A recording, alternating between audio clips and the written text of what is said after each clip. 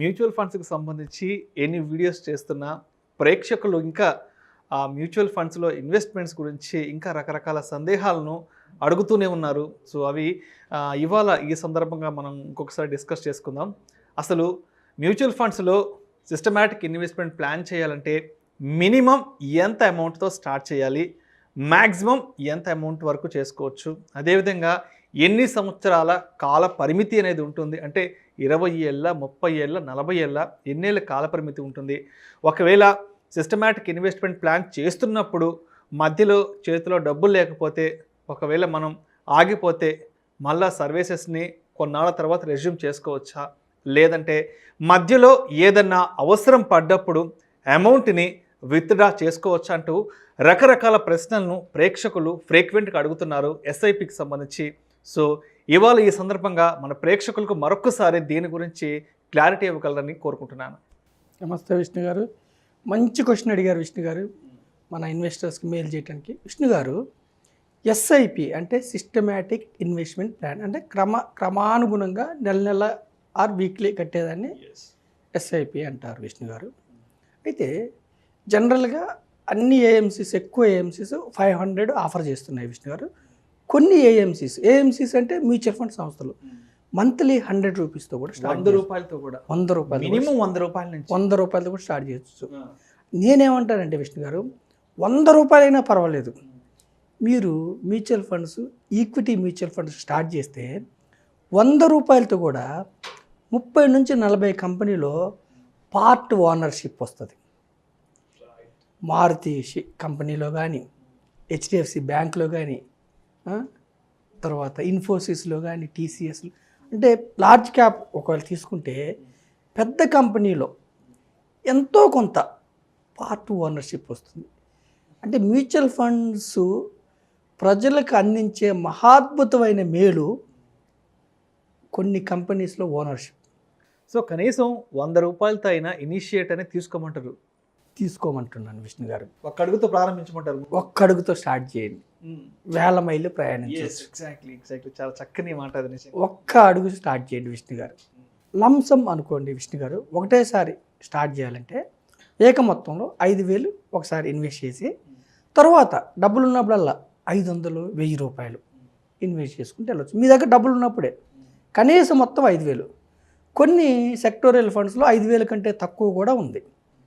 Okay, 5,000తో start చేయొచ్చు. 5,000 రూపాయలతో కూడా మీరు ఒకటేసారి కట్టి 30 నుంచి 40 కంపెనీలో పార్ట్ ఓనర్షిప్ అవ్వచ్చు. అంటే ఇప్పుడు లంసమ్ అని అంటున్నారు కదా, ఇప్పుడు ఎస్ఐపి అంటే నెలకు 500, 1000 రూపాయలు, 2,000, 3,000.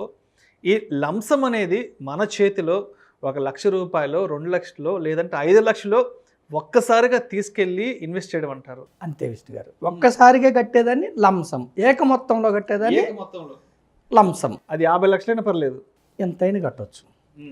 ఓకే విష్ణు గారు, అది 5,000 కనీసం మినిమం. లంసమ్ అనేది కనీసం 5,000 నుంచి ఉండాలి. రైట్.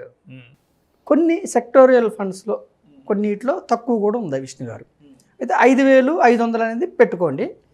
అయితే విష్ణు గారు, ఇప్పుడు సిప్పు నెల కడుతున్నాం. సపోజ్ మనం నెల కట్టాలంటే మనం బ్యాంక్కి మ్యాండేట్ ఇవ్వాలి. నా అకౌంట్లో నుంచి కట్ చేయండి అని మ్యూచువల్ ఫండ్కి మనం మ్యాండేట్ ఇస్తాం.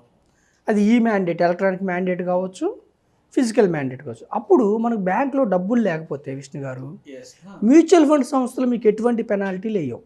అంటే మన అకౌంట్లో ఉండాల్సిన మినిమం బ్యాలెన్స్ అనేది, అంటే మనకి సొంతంగా మన వ్యక్తిగత ఖాతా ఏ బ్యాంకులో అయితే ఉంటుందో దాంట్లో మినిమం బ్యాలెన్స్ లేకపోతే ఆ ప్రాసెస్ ఎలా ఉంటుంది? మినిమం బ్యాలెన్స్ అయితే నేను చెప్తున్నాను విష్ణు గారు, మ్యూచువల్ ఫండ్ సంస్థలు మీకు పెనాల్టీ వేయవు.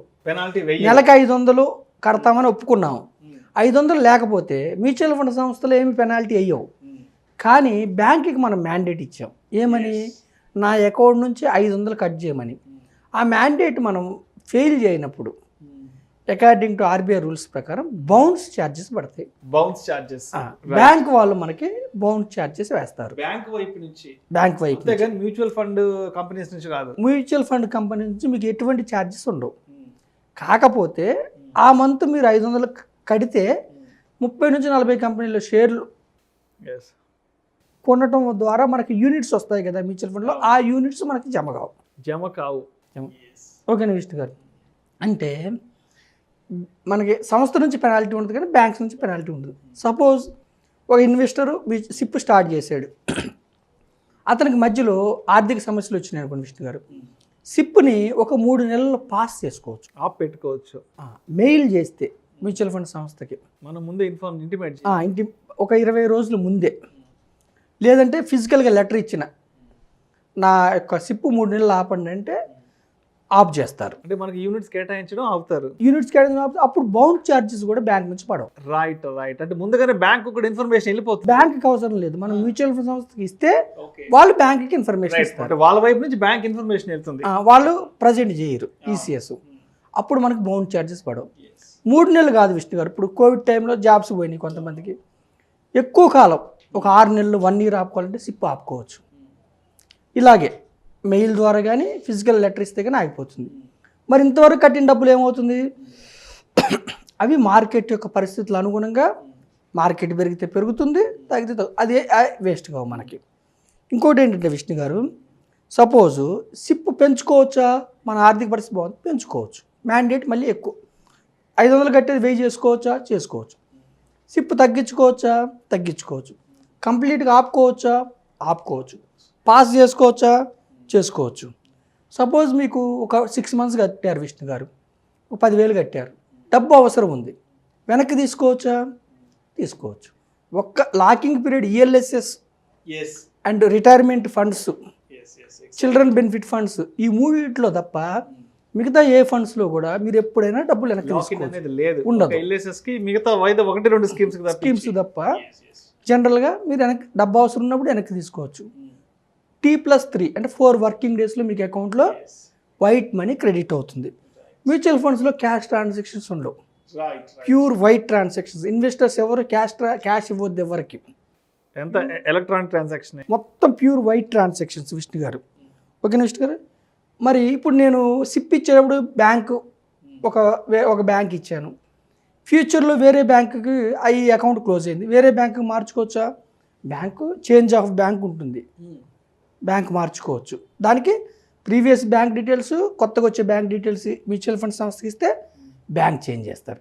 బ్యాంక్ ఎందుకు మార్చుకోవాలంటే విష్ణు గారు, మనం ఏ అకౌంట్ నుంచి అయితే కడుతున్నామో మనం డబ్బులు వెనక్కి తీసుకునేప్పుడు ఆ అకౌంట్లోనే వేస్తారు, జమ అవుతాయి. సపోజ్ మనకు 10 ఏళ్ళ తర్వాత ఆ అకౌంట్ సపోజ్ ఎందుకో మనం క్యాన్సిల్ చేసుకునుకోండి, మనం రాలేదు డబ్బులు అనుకుంటాం, అందుకని బ్యాంక్ చేంజ్ చేసుకోవచ్చు. సో ఉదాహరణకు ఏ అనే బ్యాంక్ వద్దనుకుంటే బి అనే బ్యాంక్ కూడా షిఫ్ట్ అవ్వచ్చు.